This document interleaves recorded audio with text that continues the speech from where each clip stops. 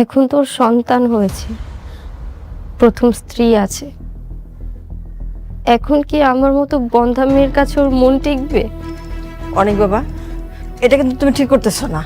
বড় বউরে পাইয়া ছোট বউরে তুমি রাস্তায় ফেলা দিতেছো। এখন তোর স্বপ্ন পূরণ হয়েছে, ওর সন্তান হয়েছে, এখন আর বৃষ্টিকে দিয়ে কি করবে? এখন তো মেঘলার অগাধ টাকা, আবার সন্তানও হলো। আমি তো তোমাকে কখনো বাবা ডাক শোনাতে পারবো না, তুমি তো চলে যাবেই, এটা তো স্বাভাবিক ব্যাপার। চুপ কর বৃষ্টি। তোমরা সবসময় নিজেদের স্বার্থটাই দেখেছ। তোমরা কি জানো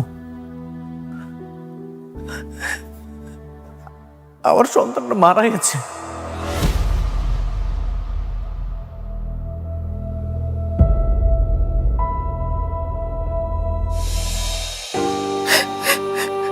আমি এই দুই হাত দিয়ে আমার সন্তানকে আমি দাফন করে এসেছি। কি কি বললে তুমি? সন্তান মারা গেছে মানে? হ্যাঁ, মেঘলা অনেক হাসপাতালে গিয়েছিল,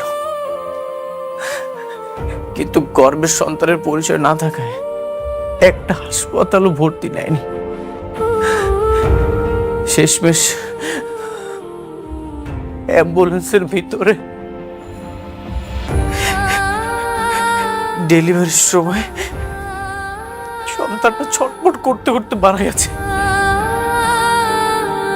সরি অনিক, আমি জানতাম না।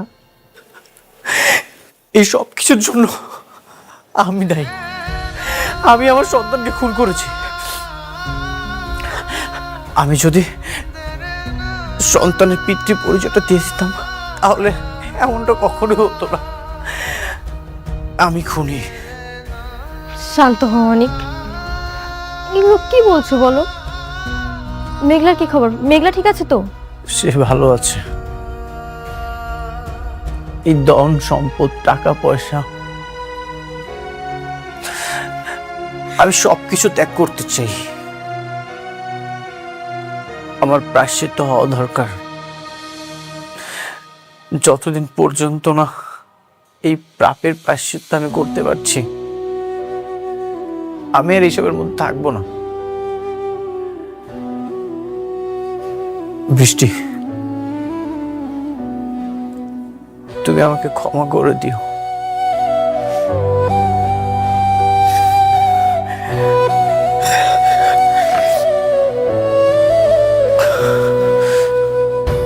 অনিক, অনিক যেও না অনিক, অনিক।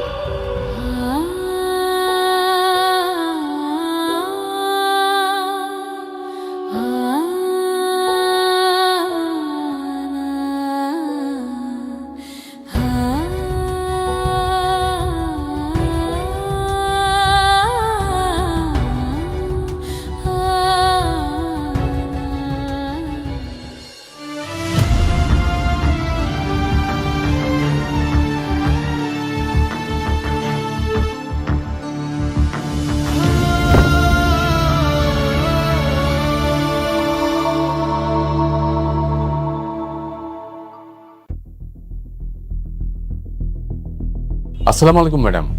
ওয়ালাইকুম আসসালাম। আমার বাবার দেয়া যে পৈতৃক সম্পত্তিটা আমার আছে, যে বাড়িটা আমার নামে লেখা আছে, সেই বাড়িতে আমি আমার আব্বা আম্মারে নিয়ে আজকে উঠতে চাই। এই নরকের বস্তিতে আমি আর থাকবো না। ঠিক আছে ম্যাডাম, আমি গাড়ি পাঠিয়ে দিচ্ছি, আর এদিকে আমি সবকিছু রেডি করে রাখছি। ধন্যবাদ। মা, এই ব্যাগটা একটু রাখ। একটা ব্যাগ নিচে।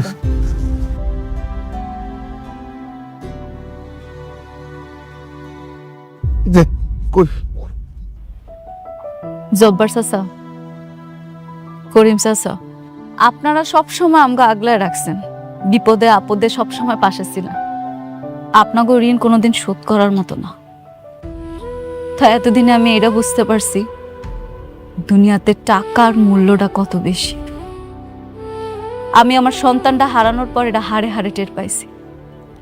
সেজন্য এখন আব্বা আম্মারে লয়ে আমি